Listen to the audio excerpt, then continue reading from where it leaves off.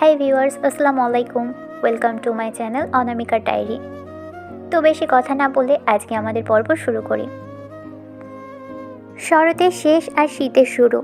ডেনমার্কের কুয়াশা প্রায় প্রতিদিনই সকালে নেমে আসে, বিশেষ করে কোপেনহেগের, আর্গুস বা ওডেন্সের মতো শহরে। এদেশের মানুষজন মোটা জ্যাকেট, স্কার্ফ, গ্লাভস আর উডের টুপি পরে রাস্তার ফুটপাতে হাঁটে। হাতে দেখা যায় গরম কফি বা কোকো কাপ। এখানে মাঝে মাঝে হালকা বৃষ্টি বা তুষারের কণাও পড়ে। গোধূলিবেলা সূর্য প্রায় পশ্চিম আকাশে হেলে পড়েছে। ভোর 5টায় ইউভানরা ডেনমার্কের ফ্লাইটে কোপেনহেগের এয়ারপোর্টে এসে ল্যান্ড করে। রাতে এক প্রকার জোরপূর্বক ইউভান রোজকে নিয়ে ডেনমার্কের উদ্দেশ্যে রওনা হয়েছিল।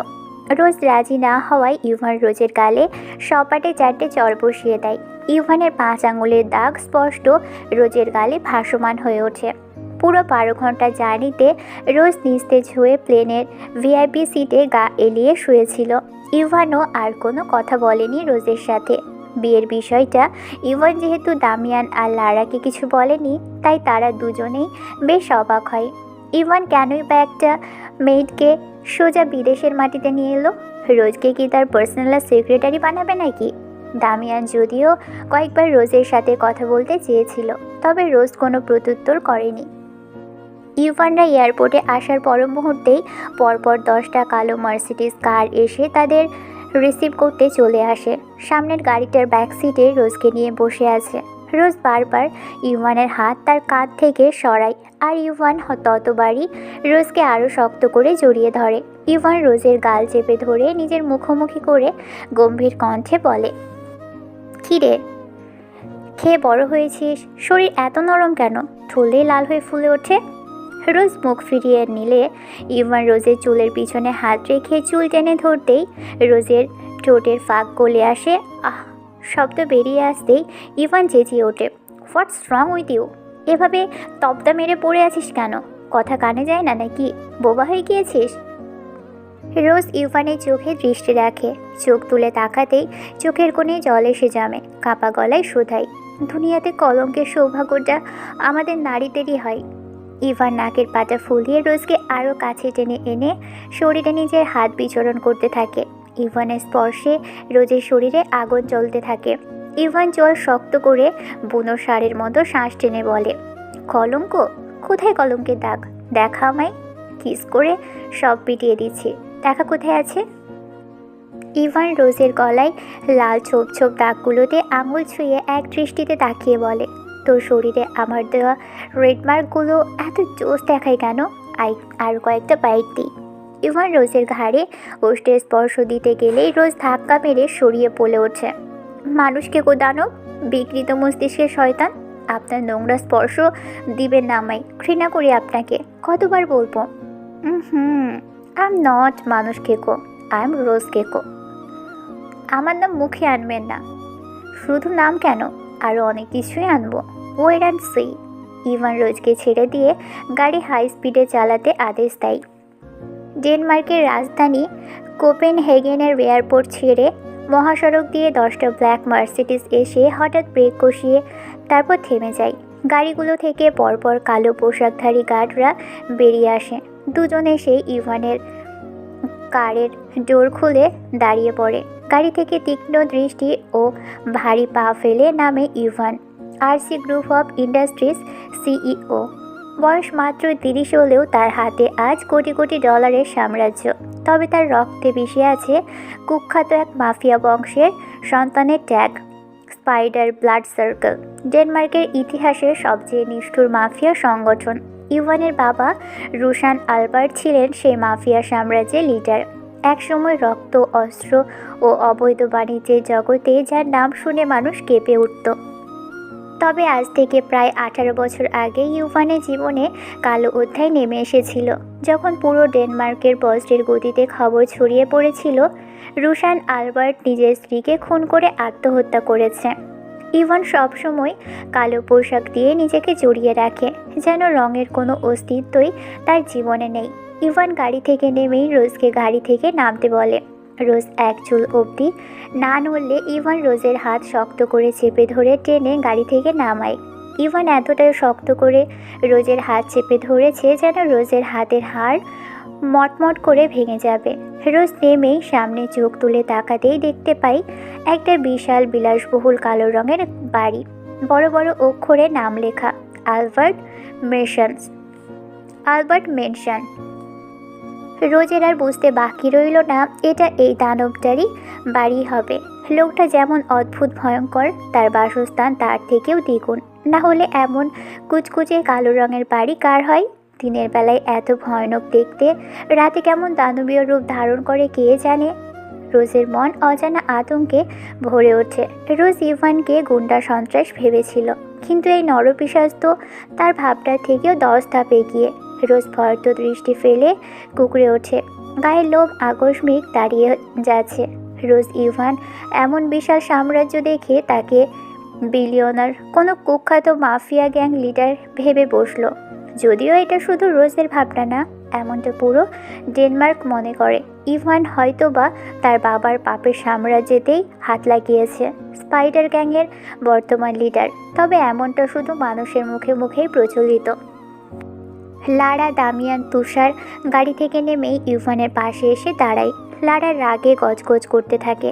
সামান্য একটা মেয়েট এভাবে তাদের সাথে আনার কোনো মানেই বুঝে উঠতে পারছে না সে। দেশে না হয় একজনের দরকার ছিল, তাই বলে এভাবে নিজের পার্সোনাল মেইড বানিয়ে নিয়ে আসবে? আবার ইভান হাতও ধরে রেখেছে। ইভানের মাথায় যে কী চলছে তা বোঝা বড়ই তাই। গেট থেকে শুরু করে মেনশনের সদর দরজা পর্যন্ত লাল কার্পেট বিছানো। কালো পোশাকধারী গার্ডরা দুপাশে লাইন ধরে দাঁড়িয়ে পড়ে। ইভান পকেট থেকে একটা লাইটার বের করে সিগারেট ধরিয়ে রোজের মুখের সামনে ধোঁয়া ছাড়ে।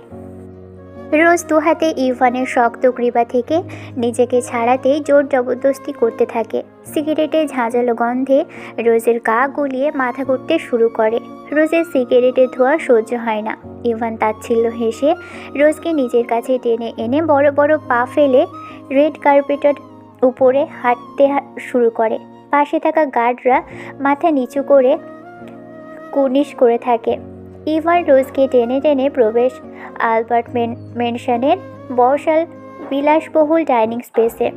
ইতালিয়ান মার্বেলের তৈরি ফ্লোরগুলো, ভিতরের প্রত্যেকটা আসবাবপত্রে আভিজাত্যের ছোঁয়া মিশে আছে, তবে সব কিছু বিদঘুটে কালো রঙে সাজানো।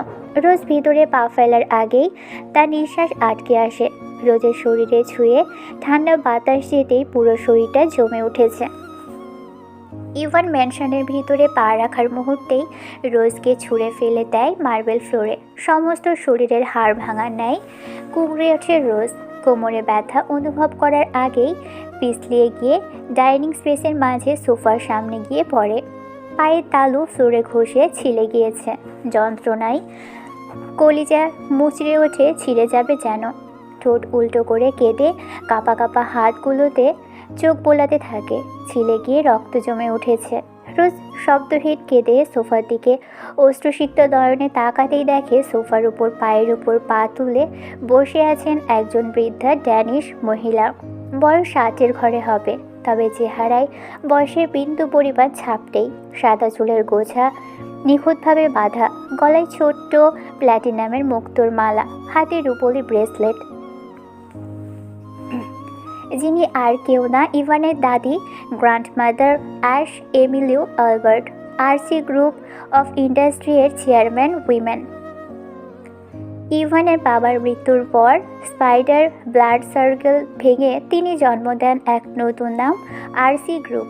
সব অপরাধের চিহ্ন মুছে দিয়ে ব্যবসাকে বৈধতার মুখোশে ঢেকে দেন, যেন কোনো কিছুর ছায়া ইভানের উপর না পড়ে। ইভান বাড়ি ফিরেছে তা তার চোখে পড়ার আগেই গ্র্যান্ডমাদার তার চোখের সোনালি ফ্রেমের চশমাটা খুলে রোজকে এভাবে পায়ের কাছে এসে পড়তে দেখে উঠে দাঁড়িয়ে পড়েন। রোজের ফ্যাকাশে মুখখানা যেন খুব পরিচিত মনে হলো তার কাছে। ব্রাউন আইস, কি সুন্দর স্নিগ্ধ নরম মুখ। কোথাও একটা মেলানোর চেষ্টা চালিয়ে হঠাৎ বিষম খেয়ে ইভানের উপর প্রশ্ন ছুঁড়ে মারে, রিক, এগুলো কেমন আচরণ? আর এ মেয়ে কে? ইভান রোজের সামনে এসে পাশে সিঙ্গেল সোফায় পায়ের উপর পা তুলে বসে পড়ে। বাঁকা হাসির রেখা টেনে বলে, হবে কেউ একজন। ইভান কথা এড়িয়ে যাচ্ছে দেখে গ্র্যান্ডমাদার দামিয়ানদের দিকে দৃষ্টি নিক্ষেপ করে বলে, সবাই সাইলেন্ট হয়ে আছো কেন? আমি কিছু জিজ্ঞেস করছি তো। আলবার্ট মেনশনের নতুন মেট। ইভান ঘাড় নিচু করে রোজের দিকে দৃষ্টি নিক্ষেপ করে বলে। বিয়ের পরও মেয়েদের পরিচয় পাওয়ার পর রোজের মুখের কি পরিবর্তন আসে তা দেখতে ইভান ঠোঁটে আঙুল রেখে এক দৃষ্টিতে তাকিয়ে থাকে রোজের দিকে। তবে রোজের মধ্যে কোনো পরিবর্তন আসে না। ইভান যে তাকে নিজের দাবা খেলার গুটি বানিয়েছে তা বোঝার অক্ষমতা রোজের নেই। ইভানের মতো বিকৃত মস্তিষ্কের মানুষকে তো সে নিজেই স্বামী হিসেবে গ্রহণ করেনি, সেখানে বউয়ের পরিচয় চাইবে কোন আক্কেলে? তবে খারাপ লাগা কাজ করে নিজেকে এতটা নিচু অবস্থায় দেখতে। রোজ তাকালো না, ফ্লোরের পানে চোখ রেখে কেঁদে যাচ্ছে। গ্র্যান্ডমাদার মিসেস অ্যাশ রোজকে উঠে দাঁড়ানোর আদেশ দিয়ে ইভানকে আবারও জিজ্ঞেস করল, মেট, কোনো মেনশনে সোনা লিসা তো আছেই, তোমার হঠাৎ মেয়েদের প্রয়োজনীয়তা কেন বলবে আমায়? You know I love Bengali foods. সোনা লিসা এটা ঠিকমতো পারে না, ভাবলাম কেননা বিড়িতে এসেছি একটা জবরদস্ত মেট সাথে নিয়ে এলে মন্দ হবে না, তাই আর কি। শুনেছি বাঙালি উইমেনরা অনেক ঘরোয়া টাইপের। শুধু তাই? ইভান রোজের দিকে হালকা ঝুঁকে বলে, কি মিসেস রোজ, পারবেন তো আলবার্ট পেনশন সামলাতে? রোজ তাদের দাঁত পিষে উঠে দাঁড়িয়ে গ্র্যান্ডমাদার অ্যাশের মুখোমুখি হয়। মিসেস অ্যাশ একবার ইভানের দিকে তাকায় তো একবার রোজের দিকে। একটা দীর্ঘশ্বাস টেনে চোখে চশমাটা পরে নেয়। ইভানকে তিনি খুব ভালো করেই চিনেন। হুট করে বাংলাদেশে যাওয়া, তাও আবার কাউকে কিছু না বলে, আবার সাথে করে এমন সুন্দর একটা মেয়ে নিয়ে আসা। রোজকে দেখে তার ভালো ঘরের মেয়ে মনে হতে থাকে। মনটা বারবার অজানা কারণে খচখচ করে উঠলেও নাদিকে বেশি কিছু জিজ্ঞেস করলেন না। আর বেপরোয়া ছেলেকে জেরা করেও কোনো লাভ লস কিছুই হবে না। মাথায় যা আসে তাই করে। রোজকে একবার পা থেকে মাথা পর্যন্ত পরখ করে নেয়।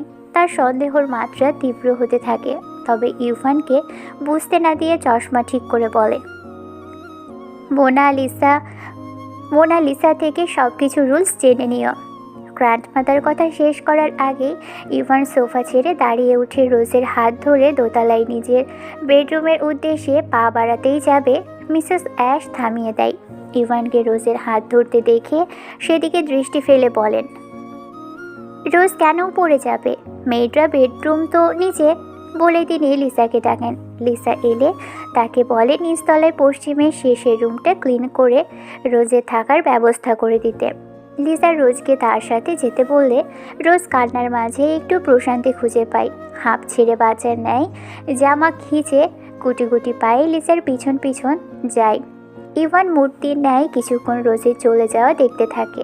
রক্তিম দৃষ্টি নিক্ষেপ করে সজোরে সোফায় লাথি মেরে গটগট করে সিঁড়ি বেয়ে উপরে উঠে যায়। মিসেস অ্যাশ কপালে হাত রেখে সোফায় বসে পড়েন। ইভানের কর্মকাণ্ডে প্রায় সময়ই তার প্রেশার হাই হয়ে যায়। মাথা টনটন করে উঠতেই মোনাকে আদেশ দেয় তার জন্য 1 কাপ চা বানিয়ে আনতে। রাত প্রায় 12টা। রোজকে দেওয়া রুমটা বেশ বড় না হলেও তেমন ছোটও না। মেয়েদের বেডরুমও যে এমন হয় তা সে এখানে না আসলে জানতই না। এগুলো যদি এমন হয়, দোতলারগুলো না জানি কেমন বিলাসবহুল হবে। রোজ সেই যে রুমে প্রবেশ করেছে আর বের হয়নি।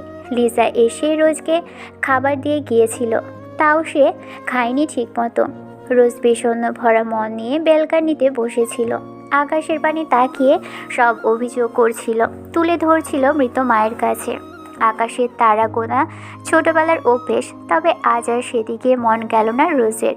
সে কি নিজের জীবনের সকল প্রকার সুখ শান্তি হারিয়ে ফেলল নাকি? তবে কি 18তে পা ফেলার আগেই জীবনের সুখ শান্তি সারা জীবনের জন্য হারিয়ে ফেলল রোজ? নিজেকে বিশুদ্ধ করা দরকার। রোজ শাওয়ার নিতে এলো। ঝর্ণার পানি ছেড়ে বসে থাকলো কিছুক্ষণ। চোখ দুটো কেঁদে কেঁদে ফুলে উঠেছে। কনকনে শীতের মধ্যে শাওয়ার নিচ্ছে। ঝর্ণার নিচে বসে খুব করে কাঁদলে মন হালকা হয়। শাওয়ার শেষ করে শরীরে শুধু টাওয়াল জড়িয়ে রুমে প্রবেশ করে। রুমটা পুরোটাই অন্ধকার করা, শুধু ব্যালকনি থেকে আগত চাঁদের আলো রোজের শরীরে এসে পড়ে আছে। রোজের চুল বেয়ে জল টপ টপ করে পড়তে থাকে। রোজ মিররের সামনে এসে দাঁড়িয়ে চুল মুছতে থাকে। চাঁদের আলোটাও ভালো লাগছে না তার, অসহ্য লাগছে আলো। সামনে এগিয়ে ব্যালকনির পর্দা লাগিয়ে দেয়। হঠাৎ নিজের উন্মুক্ত উরুতে একটা শীতল হাতের স্পর্শ পেতেই রোজের পুরো শরীর কম্পিত হয়ে ওঠে। হাতের স্পর্শ উরুবে উপরে উঠেই রোজের কোমর জড়িয়ে ধরে তাকে ঠান্ডা দেওয়ালে ঠেসে দেয়। রোজ ভয়ার্থ হয়ে তাকাতেই তার মনে পড়ে যায় সে তো ডোর লক করেনি। ব্যালকনি থেকে আগত ঠান্ডা বাতাসে পর্দা সরে চাঁদের আলো পড়তেই দেখে ইভান তাকে আঁকড়ে ধরে দাঁড়িয়ে আছে। পরনে নাইট স্যুট, বুক উন্মুক্ত হয়ে শোঠো বুক ভাসমান হয়ে আছে। এবারের মতো ইভানের ধূসর চোখ জোড়া রোজ দেখতে পাই।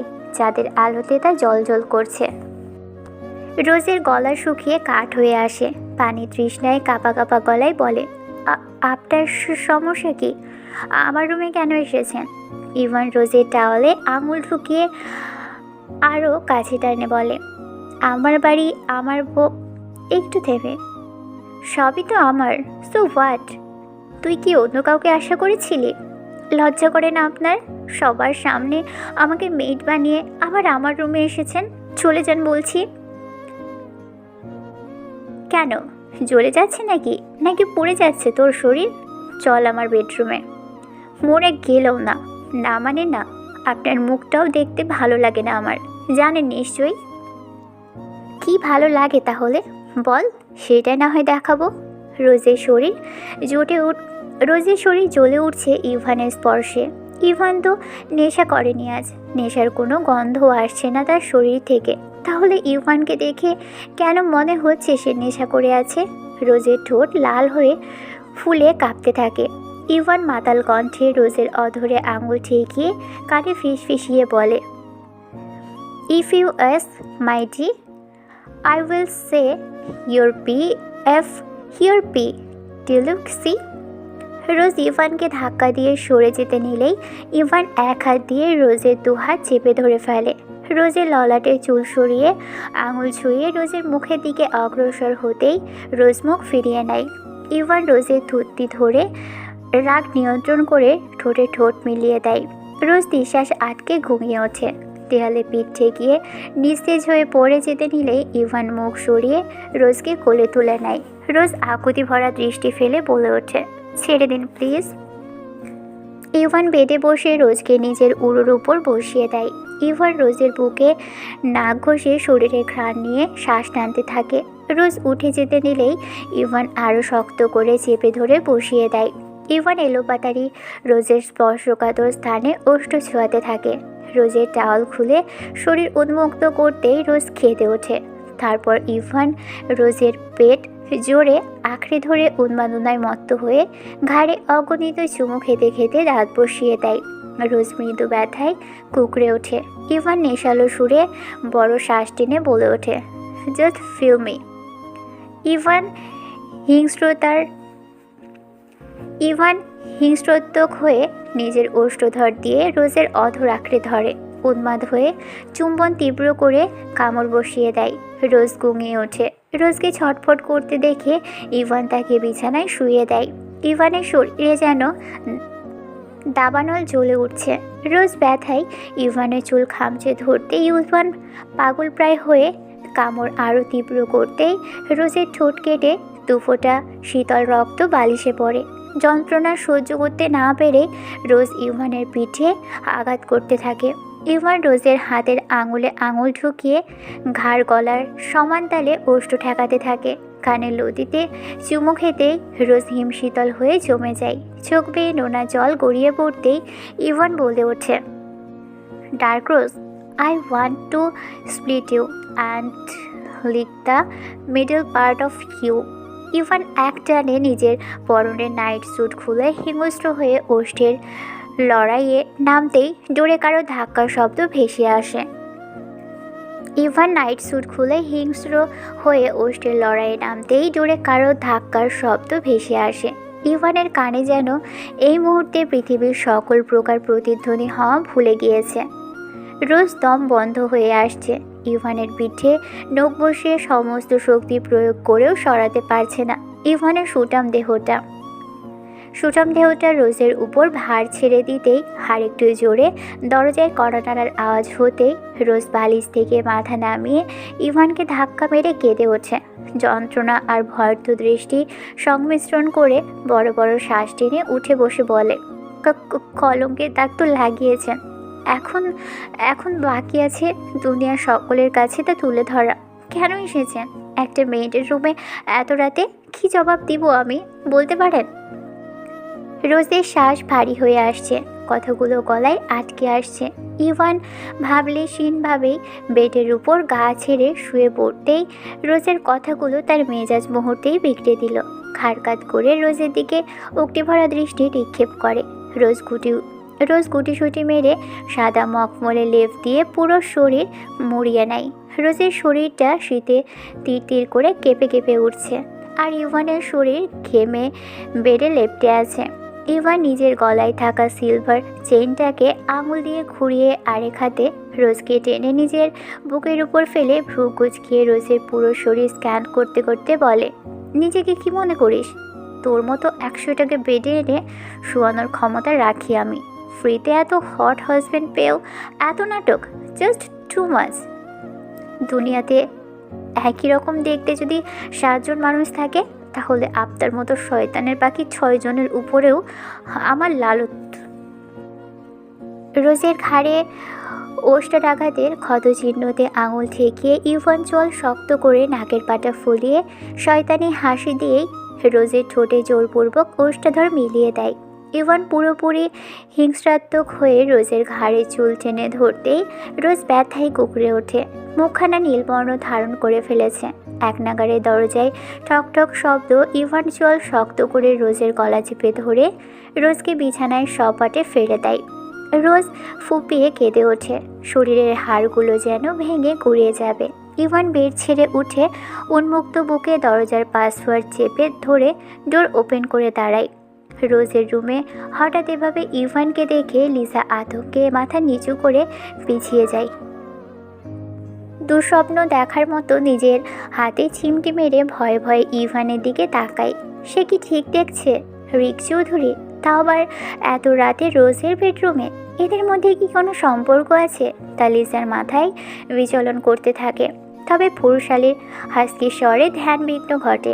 ইভান হাতে তালু দিয়ে ঠোঁট মুছে বিরক্তি ভরা কণ্ঠে বলে ওঠে, you did not see anything?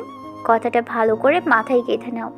Liza মাথা নেড়ে সম্মতি দেওয়ার আগেই ইভান রুম থেকে বেরিয়ে যায়। লিজা রোজের জন্য ড্রেস দিয়ে এসেছে, তবে এসে এরূপ ঘটনা কল্পনারও বাহিরে। ইভানকে যেতে দেখে কয়েকবার ভেবে নিল রুমে প্রবেশ করব কিনা। তবে ভিতর থেকে কান্নারত শব্দ ভেসে আসতেই দেখে একটু না ভেবে ভিতরে প্রবেশ করে গায়ের লোম দাঁড়িয়ে ওঠে লিসার। সে যা ভেবেছিল তা তো পুরোই উল্টো ঘটনা। লিভিংয়ে থাকা তাদের কালচারের নর্মাল ইস্যু হলেও বাহিরের আবহাওয়ার সাথে ভিতরের কোনো মিল খুঁজে পেল না। রোজ তো বালিশে মুখ গুজে লেপ পুড়িয়ে কেঁদে চলেছে। তাহলে কি রিক স্যার মেয়েটার সাথে জোরপূর্বক নাইট স্পেন্ড করতে চেয়েছিলেন? তবে তিনি তো এমন না। এ ব্যাপার যদি মিসেস অ্যাশের কানে যায়, তিনি আবারও হার্ট অ্যাটাক করবেন। এ নিয়ে দুবারের হার্ট অ্যাটাকের রোগী তিনি। লিসার শিউরে উঠে গিয়ে বেডে ধপ করে বসে পড়ল। মায়া ভরা দৃষ্টি ফেলে বলে, তোমার জন্য ড্রেস নিয়ে এসেছিলাম, পরে নাও। মুহূর্তেই রোজ লিজার কোলের উপর মাথা গুজে কুকুরে উঠল, জোরে জোরে কেঁদে ওঠে। অশান্তি লাগছে রোজের, শান্তি দরকার। শরীরে যেন আগুন জ্বলে উঠছে। লিজা সবটা বুঝতে পারল না, কোনো কিছু মাথায় ঢুকছে না তার। মোনা লিজা 2 বোন।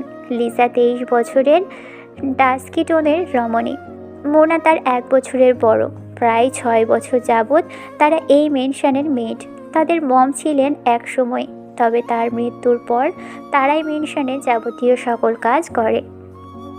মিসেস অ্যাশ তাদের নিজেদের পরিবারের অংশ মনে করে বিশ্বাস ভরসা করেন। লিজা একটা দীর্ঘশ্বাস টেনে রোজের চুলে হাত বুলিয়ে শান্ত করতে থাকে। লিসার হাতের স্পর্শে রোজ নিঃশ্বাস ভারী করে নাক টেনে টেনে শোধায়। সময়ের সাথে সাথে আমরা সব কিছু মেনে নিই ঠিকই, তবে জোরপূর্বক কোনো কিছু মেনে নেওয়া যে কতটা যন্ত্রণার তা সৃষ্টিকর্তা ছাড়া আর কেউ জানে না। আমি একটু ঘুম পাড়িয়ে দেবে? অনেকদিন ঘুমোতে পারি না রাতে, একটু এভাবে হাত বুলিয়ে দাও মাথায়, ভালো লাগছে। লিজা মৃদু হেসে বেডের পাশ থেকে একটা মুভ মেডিসিন রোজের কপালে দিয়ে মেসেজ করে দিতে থাকলো। তিমিরে ঢাকার রাত, রাতের প্রায় শেষ প্রহর। শহরের রাস্তাগুলোতে মৃদু বাতি জ্বলা, গুলশান নিস্তবতার চারপাশ। আলবার্ট মেনশনের ভিতরটাও ঘুটঘুটে অন্ধকার। শুধু সদর দরজা থেকে মেইন গেট পর্যন্ত গোল্ডেন বাতির আলো ছড়িয়ে পড়েছে রাস্তায়। একটা লাল অডি এসে থামে। গাড়ি থেকে একজন ড্যানিশ রমণী বের হয় হাই হিলে, হাঁটু পর্যন্ত পা উন্মুক্ত, গায়ে সিল্কের স্লিভলেস বডিকন ড্রেস। সোনালি চুলের অধিকারী রমণীর এক প্রকার ঢুলতে ঢুলতেই গা ছাড়া ভাব নিয়ে মেনশনে প্রবেশ করে। এতটাই নেশা করেছে যে হিল বেঁকে বারবার পড়ে যাওয়ার উপক্রম। অতিমাত্রায় নেশা করে হাঁটলেও পারছে না ঠিক মতো। বিরক্তি ভঙ্গিমায় হিলগুলো খুলে হাতে নিয়ে সিঁড়ি বেয়ে উপরে উঠতে থাকে।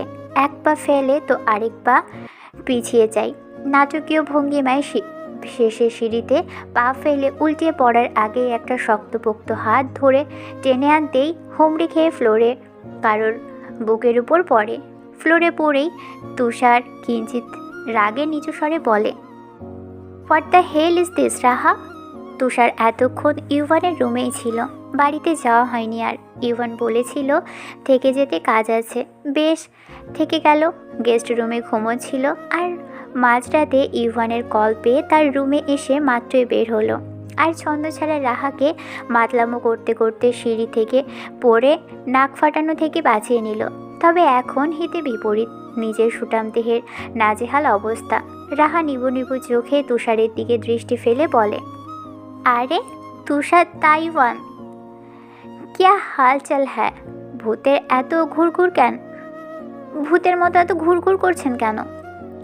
Just shut up.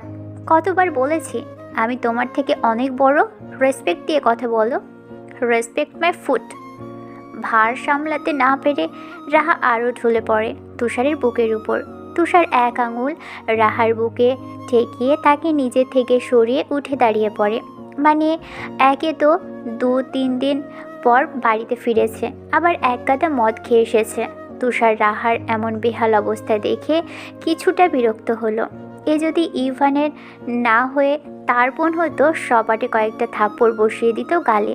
শুধু বন্ধুর বোন বলে বেঁচে গেল। রাহা গালে হাত দিয়ে সেখানেই বসে রইল। রুম অবধি যাওয়ার ক্ষমতা হারিয়ে বসে আছে। বসে থাকতেও খুব কষ্ট হচ্ছে।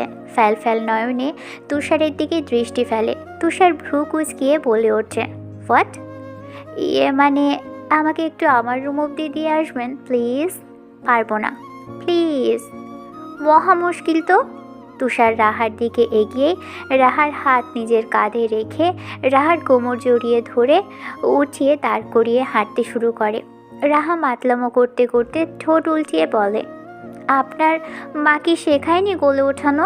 স্টুপিড গার্ল, মাকে মাঝখানে আনবে না। রাহা তুষারের টি শার্টের হাতা কিঞ্চিত উপরে উঠিয়ে তুষারের মাসেলস এ হাত রেখে দুষ্টু হেসে বলে, আহা, জিম করে করে বডিটাকে তো গন্ডারের চামড়া বানিয়ে ফেলেছেন। You are too much painful Raha, এত কথা কেন বলো? রাহার আবোল তাবোল কথাগুলোকে বিরক্ত হয়ে তুষার তাড়াহুড়ো করে রাহাকে তার বেডরুমের কাছে নিয়ে এসে ভিতরে ঢুকিয়ে ডোর আটকে দেয়। ঠোঁট গোল করে শ্বাস ছেড়ে দরজার বাহিরে দাঁড়িয়ে শুকনো ঢোক গিলে নেয়। নভেম্বর রেইন নাকি শীত নামায়, তবে ডেনমার্কে তো এমনিতেও কনকনে ঠান্ডা নেমে পড়েছে। রাত হলেই তো তুষারপাতেরও দেখা মেলে। আবহাওয়া অফিস থেকে জানা গিয়েছে কয়েকদিন তুমুল বৃষ্টিপাত হওয়ার আশঙ্কা। সকাল প্রায় 11টা, তবে দেখে মনে হচ্ছে সন্ধ্যা। আকাশে ঘন কালো মেঘে ছেয়ে আছে। প্রচণ্ড ঝড়ো আবহাওয়া। উত্তরে ঠান্ডা বাতাস বয়ে চলেছে। সকালে ঘুম থেকে উঠে ফ্রেশ হয়ে নেয় রোজ। পরনের টপ আর স্কার্ট, চুলগুলো অ্যাভোকাডো শ্যাপের একটা রাবার ব্যান্ড দিয়ে পনিটেল করে বেঁধে গলায় লাল রঙের একটা স্কার্ফ পেঁচিয়ে রেখেছে। রোজের স্কিন টোনের সাথে যেন লাল রঙটা বেশ মানায়। কতটা স্নিগ্ধ কোমল দেখায় তাকে। আলবার্ট মেনশনের একটা রুমের সামনে মেনশনের কিচেনটা। মোনা লিসা সকালের ব্রেকফাস্ট বানাতে ব্যস্ত। কারো কোনো সারা শব্দ নেই, কেউ ওঠেনি ঘুম থেকে। রোজ এক মনে তাকিয়ে রান্না করা দেখতে থাকে। জোরপূর্বক কিছুটা হাসার বৃথা চেষ্টা চালিয়ে যেতে থাকে, তবে তা মনে হয় বেশিক্ষণের জন্য ঠাঁই হবে না।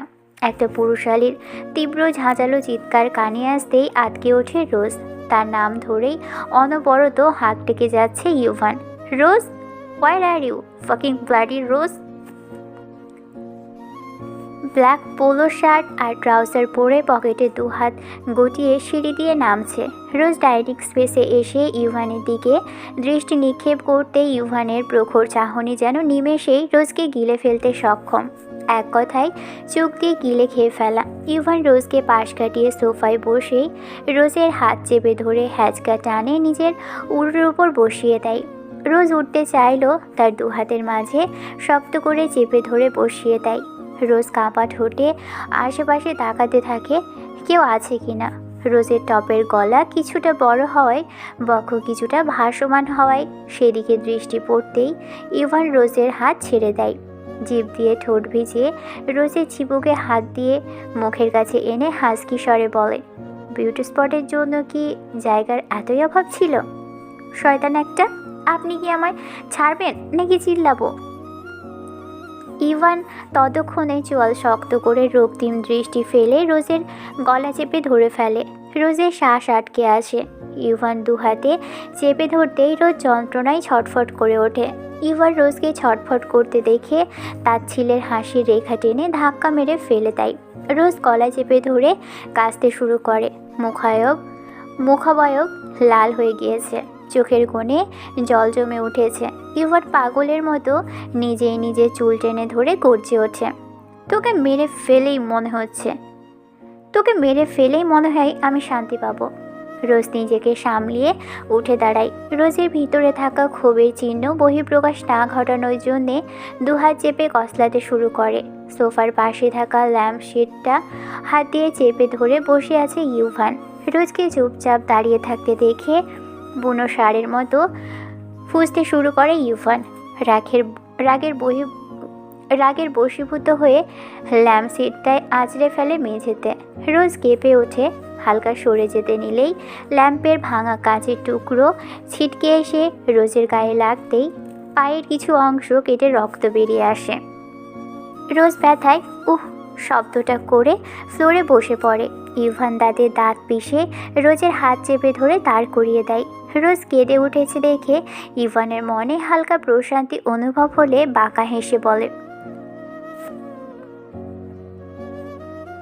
ইমপ্রেস বানিয়ে আন আমার জন্য। রোজ শুধু ইভানের ভয়ানক মুখাবয়বের দিকেই তাকিয়ে থাকে। একটা মানুষটি কতটা নিষ্ঠুর হলে এমন আচরণ করতে পারে? হৃদয় বলে কি আদেও কিছু আছে এনার? থাকবেই না কিভাবে? এ যে মানুষরূপী দানব। রোজ একবার নিজের পায়ের ক্ষতস্থানের দিকে তাকালো। ইভানের পায়ের কাছে বসে পা থেকে গড়িয়ে পড়া রক্ত কাপা হাতে মুছে তা ইভানের পায়ে লাগিয়ে দেয়। রোজের আকস্মিক এমন করায় ইভান কিঞ্চিত বিষম খেয়ে রোজের দিকে পুনরায় আদেশ ছুড়ে মারে, এসপ্রেসো খাবো আমি, হারি আপ। লেট করলে শাস্তি পেতে হবে। আর হ্যাঁ, অবশ্যই নিজের হাতে বানাবি, কোনো হেল্প নেবে না। রোজ হাতে তালু দিয়ে নিজের চোখের পানি মুছে নেয়। ঠোঁট কামড়িয়ে হাসলো। কিচেনে গিয়ে ইমপ্রেসো মেক করার জন্য যাবতীয় জিনিস খুঁজতে লাগলো। রোজ তো পারে না বানাতে, কিভাবে বানাবে? কখনো তো রান্নার ঘরেই যেত না। রোজকে ক্যাবিনেট খুলতে দেখে মনে জিজ্ঞেস করে, কি খুঁজছো? ইমপ্রেসো কিভাবে বানাই? তোমার বানানো লাগবে না, সরো, আমি বানিয়ে দিব। আমাকে শিখিয়ে দাও। আমি তো চাও বানাতে পারি না, কখনো বানাইনি তো পারি না, তবে দেখলে হয়ে যাবে। মোনা পুরো রেসিপি রোজকে বলতে লাগলো। রোজ ঠিক সেভাবেই এমপ্রেসও বানাতে লাগলো। দু একবার ভুলবশত গরম কেটলি ধরে ফেলে নরম হাতখানা পুড়েও ফেলেছে। তাও ইভানের কথা মতো তার জন্য কফি বানিয়ে ডাইনিং স্পেসে ইভানের মুখের সামনে নিয়ে ধরল। ইভান নিজের হাত থেকে হেয়ারপিস খুলে ভাবলেশহীন হয়ে রোজের দিকে দৃষ্টি ফেলে জিজ্ঞেস করলো, তুই বানিয়েছিস? রোজ হ্যাঁ সূচক শুধু মাথা নাড়ায়, শুকনো ঢোক গিলে মুখ ফিরিয়ে তাকিয়ে থাকে। ইভান কফির কাপটা মুখের দিয়ে চুমুক বসিয়ে রোজের দিকে তাকায়। মুহূর্তেই পুরো কফি থু মেরে রোজের উপর ফেলে দেয় মুখ থেকে। রোজ ভরকে উঠতেই রোজের চোখের সামনে ইভান পুরো কফিটাই মেঝেতে ফেলতে থাকে। এত কষ্ট করে জীবনের প্রথম নিজের হাতে বানানো কিছু ইভান এভাবে ফেলে দিচ্ছে দেখে রোজের অধর কাঁপতে শুরু করে। ইভান পুরোটা কফি ফেলে হিংস্র পশুর ন্যায় নিষ্ঠুর গলায় বলে, আবার বানিয়ে আন। কি শুনতে পাসনি কি বলেছি? আবার বানিয়ে আন। নাও গো। আপনি ফেললেন কেন? না খেলে আমারটা আমায় দিয়ে দিতেন। ইভান ঘাড় কাত করে পুরো কফির কাপটাই মেঝেতে ফেলে ভেঙে কুড়িয়ে দিল। তার মধ্যে বিন্দু পরিমাণও অনুশোচনার ছাপ নেই। উল্টো রোজকে আবারও পাঠালো কফি বানিয়ে আনতে। রোজ নিরুপায়, কেমন যেন নিজেকে পাথর মনে হয়। তাই কী বা করবে আর কী বা করার আছে, এই নিয়ে গুনে গুনে 5 বার ইভানের জন্য কফি বানিয়ে আনে রোজ। প্রত্যেকবার ইভান রোজের বানানো কফি টেস্ট ভালো হয়নি বলে ফেলে দিয়েছে। রোজ আর পারছে না, তার শরীর যে বড্ড ক্লান্ত হয়ে পড়েছে। হাতটা ছিলে গিয়েছে, পুড়ে গিয়েছে, খুব যন্ত্রণা হচ্ছে। চোখ দুটো ঝাপসা হয়ে আসছে। ইভানের পায়ের কাছে বসে পড়ল রোজ, কিন্তু রোজের এমন করুণ মুখাবয়ব দেখেও মায়া হলো না ইভানের। তার নিষ্ঠুরতা চরম পর্যায়ে চলে গিয়েছে।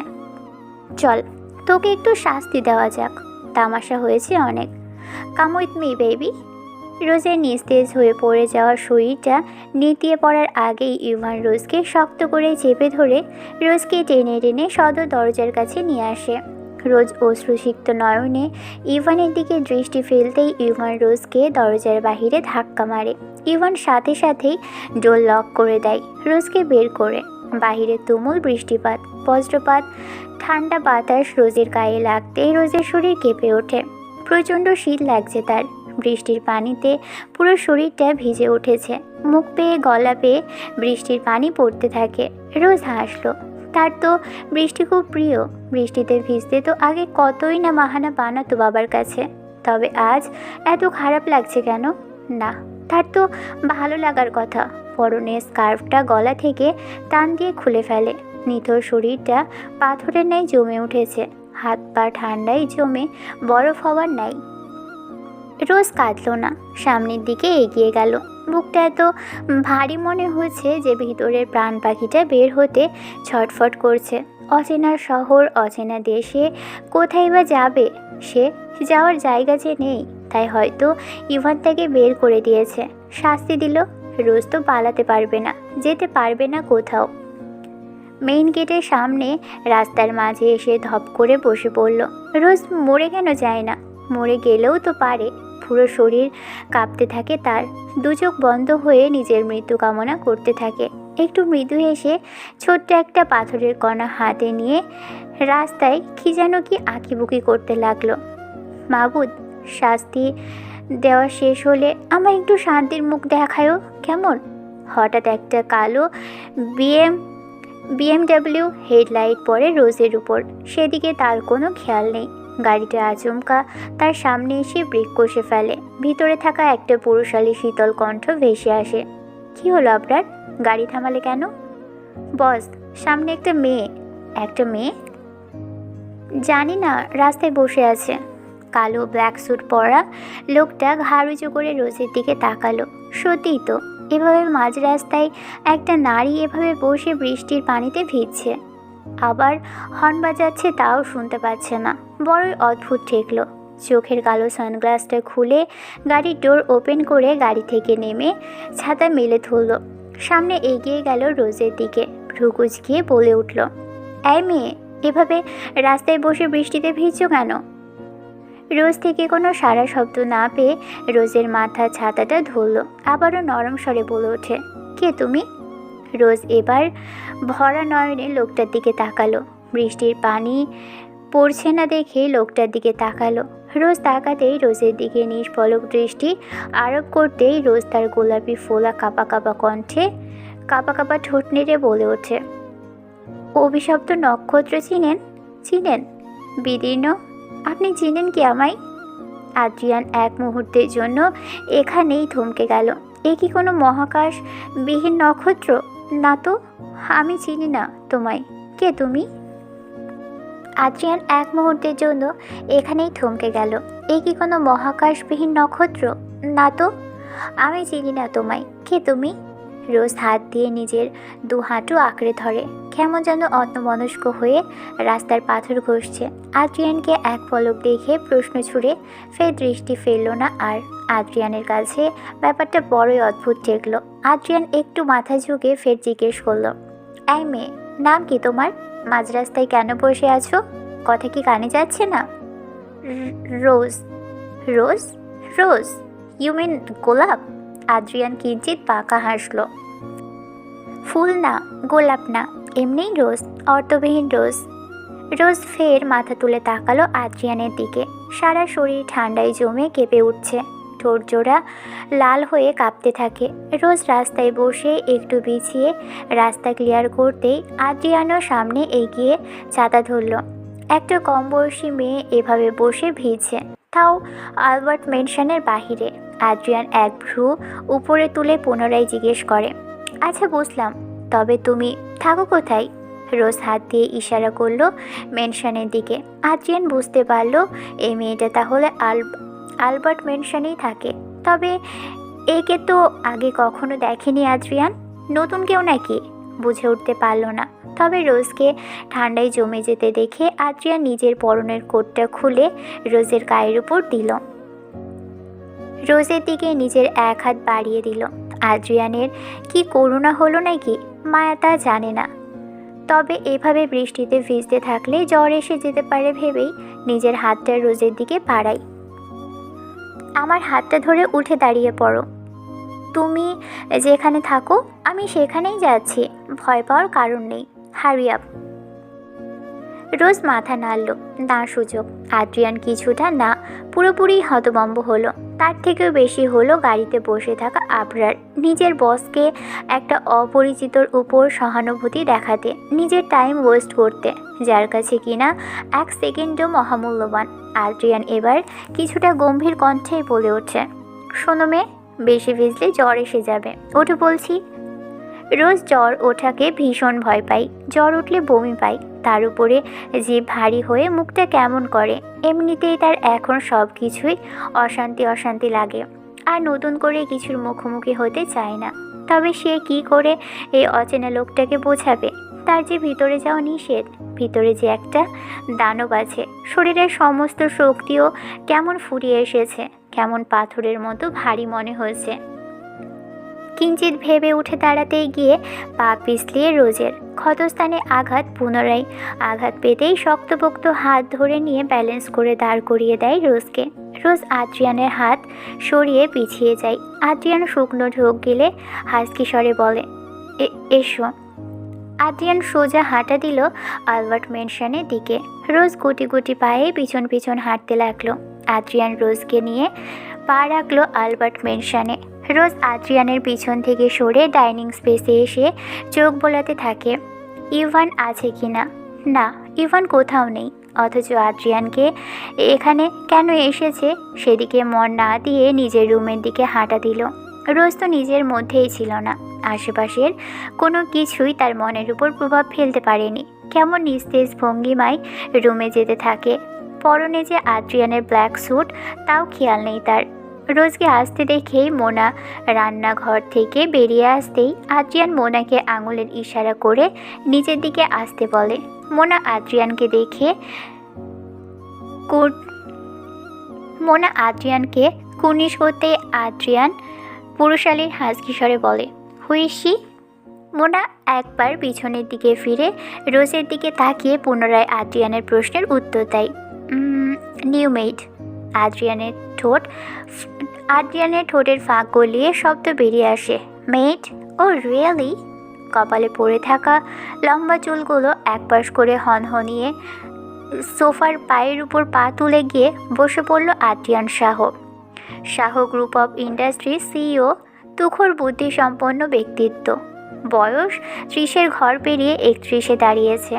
আরসি গ্রুপ অফ ইন্ডাস্ট্রির এর রাইভাল। প্রায় কয়েক বছর ধরেই এই দুই ইন্ডাস্ট্রির মধ্যে দ্বন্দ্ব চলে আসছে। তবে সরকারিভাবে একটা যৌথ প্রজেক্ট দেওয়া হয়েছে। সেটা ডিল নিয়েই আরসি এর চেয়ারম্যান মিসেস অ্যাশ আদ্রিয়ান শাহকে বিশেষ সুবিধার্থে বাড়িতে আমন্ত্রণ জানিয়েছে।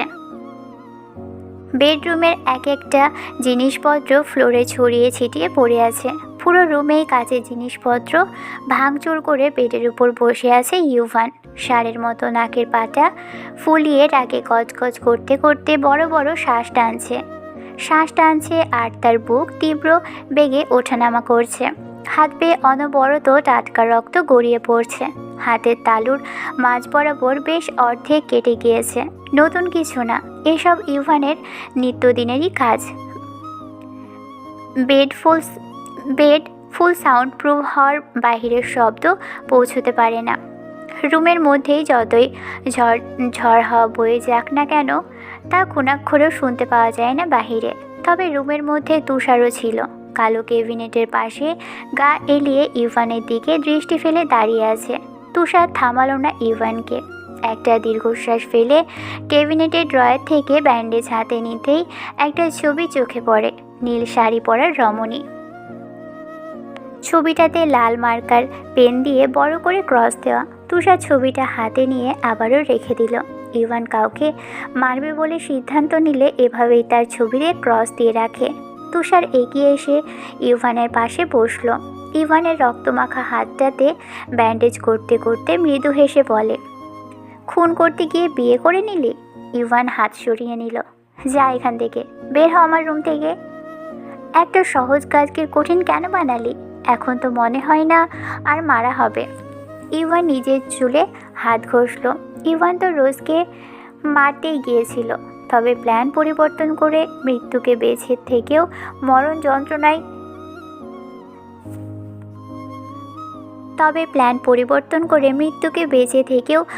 যন্ত্রণায় সুইচ করে দিয়েছে। ইভান নিজের অধর কামড়িয়ে ধরে একটা শয়তানি হাসির রেখা টেনে বলে, একেবারে মেরে ফেললে মজাই আসতো না, তাই বাঁচিয়ে রেখেছি। তো বিয়ের কি দরকার ছিল? নিজের জীবনের সাথে জড়ালি কেন? এটার কি খুব বেশি প্রয়োজন ছিল? Just shut up. দেখিস জান বের করতে গিয়ে না আবার নিজের জানটাই না বের হয়ে যায়। ইভান বাঁকা হাসে। রিক চৌধুরী জান দিতে না, জান নিতে শিখেছে। I will kill her slowly. Tushar ইভানের কাঁধে হাত রাখলো। ইভানকে তো তুষার ছোটবেলা থেকেই চিনে। ইভান যে নিজেকে নিয়ন্ত্রণ করার উদ্দেশ্যে নিজেকে আঘাত করে যাচ্ছে তা বুঝতে বাকি রইল না। ওকে, অপেক্ষায় থাকবো। ইভান বেড থেকে ধপ করে উঠে পড়ল। নিজের হাতের ব্যান্ডেজটা টেনে খুলতে লাগলো। খুলতেই হাত দিয়ে ফিনকে দিয়ে ব্লিডিং শুরু হতে থাকে।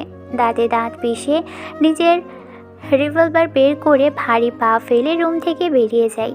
তুষার ইভানের পিছু পিছু যেতে থাকে। ইভান সিঁড়ি বেয়ে রোজকে বাড়ির ভিতরে আনার উদ্দেশ্য নামতেই পা থমকে শেষের সিঁড়িতেই দাঁড়িয়ে পড়ে। পায়ের রক্ত দ্বিগুণ হয়ে টকবগিয়ে মাথায় উঠে তখনই যখন আদ্রিয়ানকে সোফায় বসে থাকতে দেখে তার গ্র্যান্ডমাদারের সাথে। রাস্তা পরিবর্তন করে ইভান আদ্রিয়ানের সামনেই মুখোমুখি সোফায় গিয়ে বসে পড়ে, পায়ের উপর পা তুলে। হঠাৎ ইভানকে দেখে মিসেস অ্যাশ আর মিস্টার আদ্রিয়ান কিছুটা হকচকিয়ে যায়। আদ্রিয়ান ইভানকে দেখা মাত্রই টি টেবিল থেকে ওয়াইনের গ্লাস হাতে নিয়ে তাদের চুমুক বসিয়ে গম্ভীর কণ্ঠে বলে, nice to meet you mister Ivan. Fuck your nice to meet you. Mrs Ash Ivan ঘুমিয়ে আছে বলে আর ডেকে আনেননি। তার উপরে ইভান দু চোখে আদ্রিয়ান শাহকে দেখতেই পারে না। সাপে নেউলের সম্পর্ক। তিনি শাহ গ্রুপের সাথে ডিল করতে যাচ্ছেন তা শুনলে ইভান কখনোই রাজি হতো না ভেবেই তিনি কিছু জানায়নি ইভানকে রাগে গজগজ করতে দেখে তিনি জোরপূর্বক ঠোঁটের কোণে মৃদু হেসে ইভানকে শান্ত করার উদ্দেশ্যে বলে, রিক, ভদ্রভাবে কথা বলো। It's very important for us. Adrian ওয়াইনের গ্লাসে চুমুক দিয়ে হাতে 2 আঙুল নাড়ালো। I never mind. আপনার নাতির যে ঘাড়ে 2-1টা রক কাটা তা তো আমি জানি। আদ্রিয়ানের বাক্যে শেষ করার আগেই আদ্রিয়ান বাক্য শেষ করার আগেই ইভান ওয়াইনের বোতল থেকে ওয়াইন ঢেলে পুরোটা আদ্রিয়ানের উপর ছুঁড়ে ফেলে। আদ্রিয়ান সোফা থেকে লাফিয়ে উঠে দাঁড়িয়ে বিরক্ত হয়ে চোয়াল শক্ত করে চিৎকার করে বলে, what the hell is this? Your fucking bloody bitch. Ivan বজ্রের মতো ছুটে আদ্রিয়ানের সামনে এসে তার মাথায় গান পয়েন্ট করে। মিসেস অ্যাশ ভয়ে দুপা পিছিয়ে যায়। তিনি এমনিতেই হার্টের রোগী, তার ব্যাক পেন শুরু হয়ে যায়।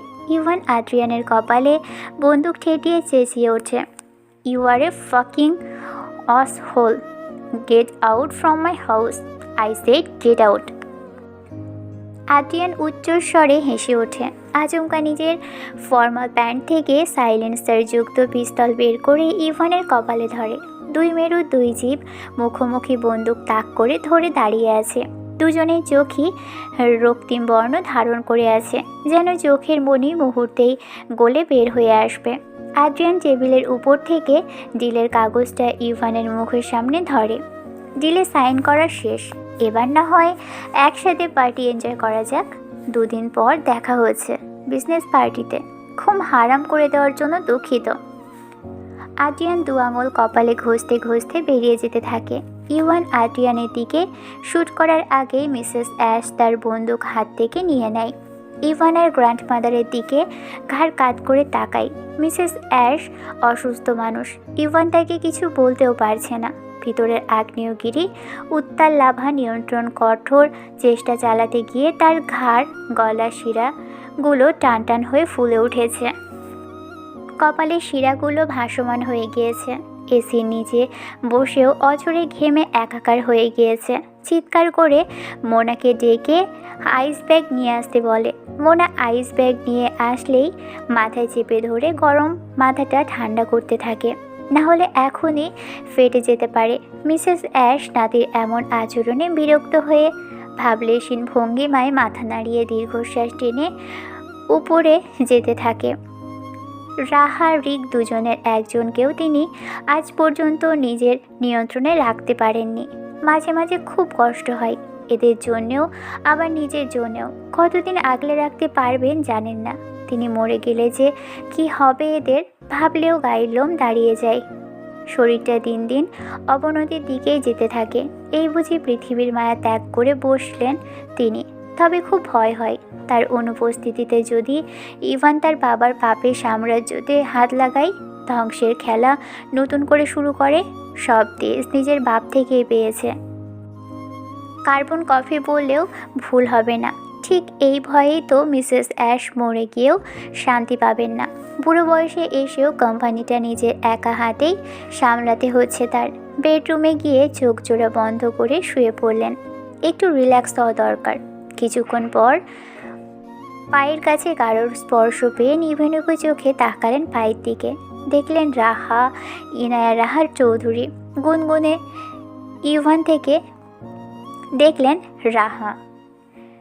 ইনায়া রাহা চৌধুরী গুনে গুনে ইভান থেকে 9 বছরের ছোট বাচ্চাদের মতো তার পায়ের কাছে মাথা হেলিয়ে শুয়ে আছে। মিসেস অ্যাশ নিভুস্বরে বলেন, 2 দিন কোথায় ছিলে? বাড়ির মেয়ে, 2 দিন ধরে বাড়িতে নেই, ফোন বন্ধ। এগুলো কেমন তামাশা করো তোমরা আমার সাথে? যাও এখন, বিরক্ত করো না। রাহা পিয়ারিং করার ভ্রু কুচকে মিসেস অ্যাশের পায়ে চুমু খেয়ে নেয়। কোনো জবাব দেয় না। দিবে কী করে? বন্ধুদের নিয়ে যে শহরের বাহিরে ঘুরতে গিয়েছিল। বাহিরে ঝড়ো হাওয়া বইছে। আলো আধারের মাঝে ব্যালকানিতে নিস্তব্ধ হয়ে বসে আছে রোজ। ভেজা কাপড় বদলিয়ে রুমের ব্যালকানিতে এসে বাহিরে ঝড় আবহাওয়ার দিকে নিশ্চুপ হয়ে তাকিয়ে আছে। কিছু ঝড় আকাশ বেয়ে নামে না, মানুষের মনের ভিতরেও বাসা বাঁধেছে।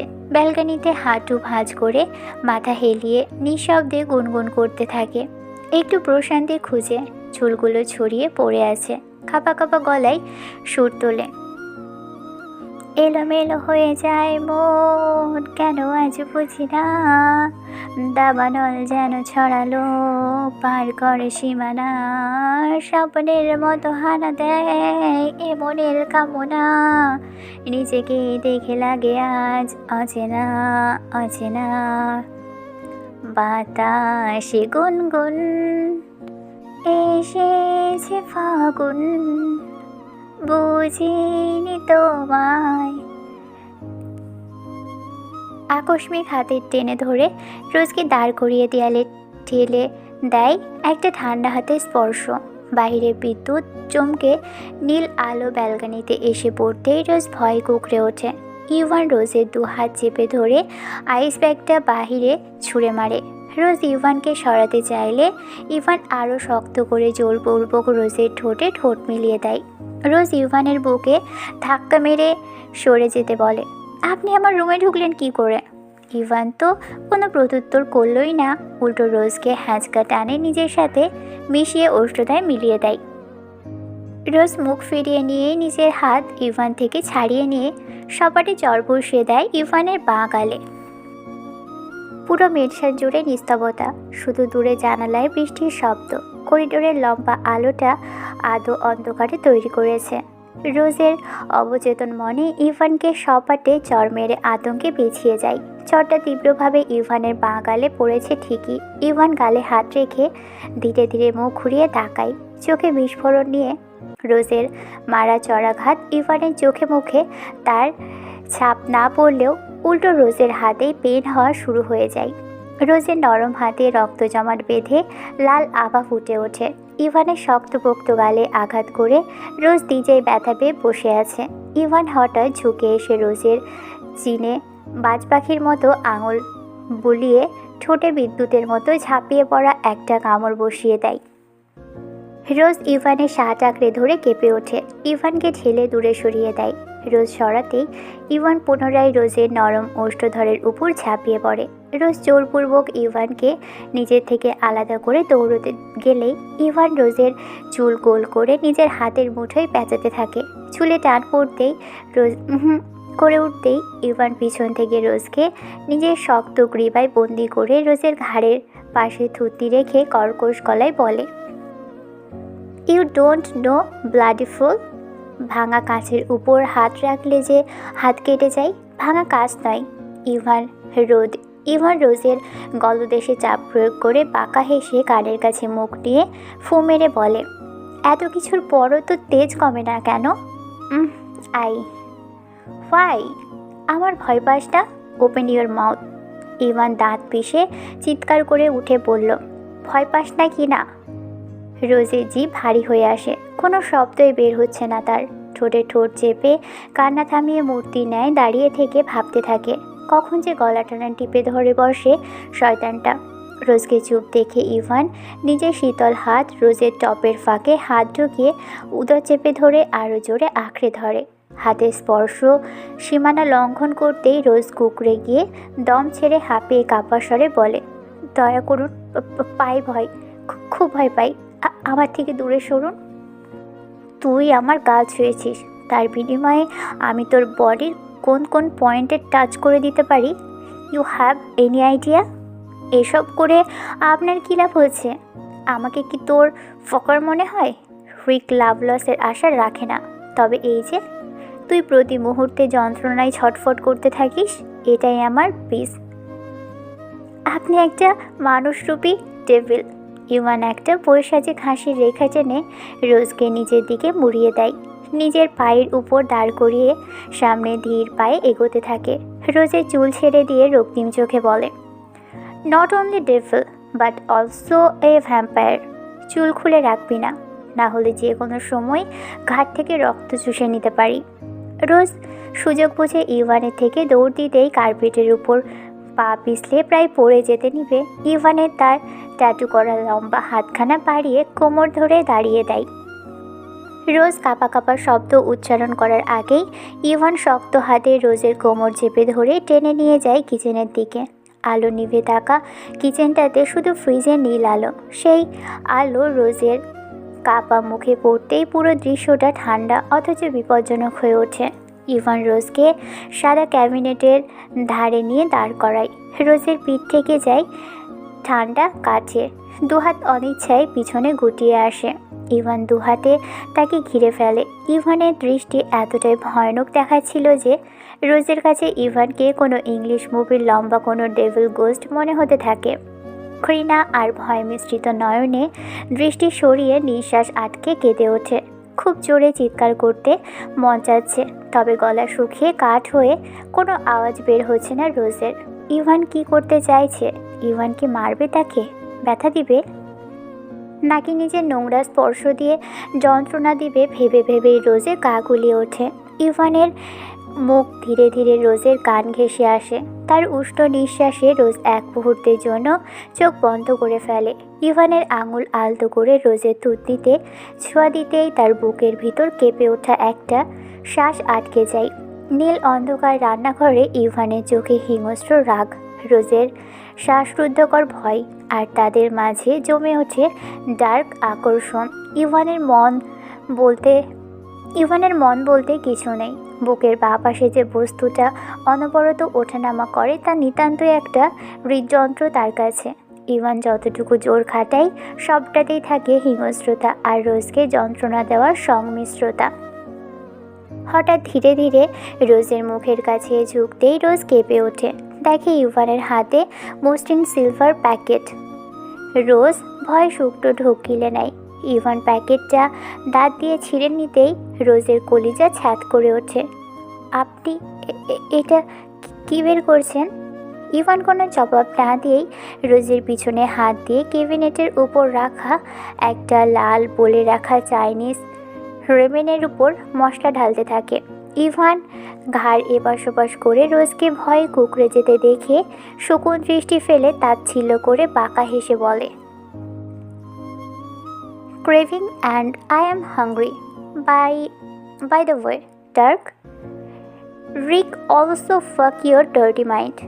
বাক্য শেষ করতে না করতেই ইভান রোজকে ধাক্কা মেরে ফ্লোরে ফেলে দেয়। ইভান সোজা রেমেনের বোল থেকে চপস্টিক দিয়ে তা খেতে শুরু করে ডাইনিং স্পেসের দিকে পা বাড়ায়। রোজ যে ফ্লোরে পড়ে আঘাত পেয়েছে, রোজ তা ভুলে বড় বড় শ্বাস টানতে থাকে। ইভান থেকে ছাড়া পেয়ে একটা তীব্র প্রশান্তি খুঁজে পায়। নগণ্য সময়টুকু যেন তার কাছে 1000 বছর মনে হলো হঠাৎ করেই সাগর বেয়ে সুনামি ধেয়ে এসে তার দিক পরিবর্তন করেছে। আবার নিজের গালে দুটো চড় বসিয়ে দেয়। রোজ কিনা কি ভেবে বসেছিল? ছি! রোজ উকি মারল ইভানের দিকে। কেউ এভাবে কি করে খেতে পারে? লোকটা যেমন অদ্ভুত, তার খাওয়ার স্টাইল আরও অদ্ভুত। রোজ দেয়াল ধরে উঠে দাঁড়িয়ে পড়ে। ইভান এক মনে হঠাৎ কেমন ল্যাপটপ খুলে বসে তাতে গভীর মনোযোগ দিয়ে বসে রেমেন খেয়ে যাচ্ছে, মানে মুহূর্তেই। তাতে রোজের কি আসে যায়? রোজ গুটিসুটি পায়ে নিজের রুমের দিকে পা বাড়ায়, পিছনে ফিরে তাকায়ও না। গিয়ে কোনো মতে ডোরের পাসওয়ার্ড টিপে হাঁপ ছেড়ে বাঁচে। তবে বোকা মেয়ে টেরও পায় না একজোড়া শকুন চোখ যে এতক্ষণ তার দিকেই দৃষ্টি ফেলে রেখেছিল। তার বডির মুভমেন্ট কান ডাউন করতে থাকে। পরদিন সকালটা অস্বাভাবিক নীরব। মেনশনের ভিতর কোনো আলো জ্বলে উঠলেও পরিবেশটা যেন একটু ভারী মনে হতে থাকে। রোজ অতল ঘুমে তলিয়ে বিছানায় পড়ে আছে, বালিশে মুখ গুজে। পরনের টপ স্কার্টের নাজেহাল অবস্থা, এলোমেলো হয়ে শরীর উন্মুক্ত হয়ে সরে আছে। সব মিলিয়ে মুখটা ফ্যাকাশে, চুলগুলো এলোমেলো, মাথাটাও এখন আঁচড়ায় না। ওরকম সাজসজ্জার মন মানসিকতা কিছুই যে নেই তার। গলার কাছে এখনও হালকা থরথর ভাব স্পষ্ট। ম্যানশনের অভিজাত নরম কার্পেটের উপর দিয়ে লিজা প্রায় দৌড়ে এসে রোজকে এক প্রকার ঠেলে জাগ্রত করতে থাকে। রোজ, ওঠো ওঠো, চলো, তোমাকে কিছু দেখাতে হবে। হেই ভিউয়ার্স, গল্পটি কেমন হয়েছে অবশ্যই কমেন্ট করে আপনাদের মূল্যবান মতামত আমাদের জানাবেন। এবং যেহেতু গল্পটি রানিং, তো এই গল্পের পাশাপাশি আর কোন গল্প শুনতে চান সেটাও অবশ্যই আপনারা কমেন্ট বক্সে জানাবেন। ধন্যবাদ। আল্লাহ হাফেজ।